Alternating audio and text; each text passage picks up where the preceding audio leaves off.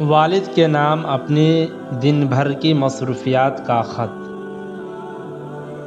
محترم والد صاحب، تسلیمات۔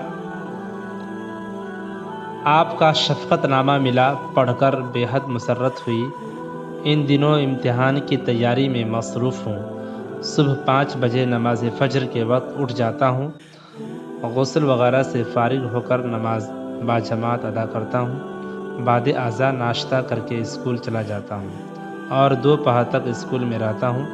چھٹی کے بعد گھر آ کر دوپہر کے کھانے کے بعد آرام کر کے کرکٹ کھیلنے جاتا ہوں۔ نماز مغرب کے بعد پھر پڑھنے بیٹھ جاتا ہوں۔ اردو، سوشل سائنس، انگریزی، حساب اور دوسرے مضامین کی تیاری رات کے 9 بجے تک کرتا ہوں۔ یہی میرا روز کا مشغلہ ہے۔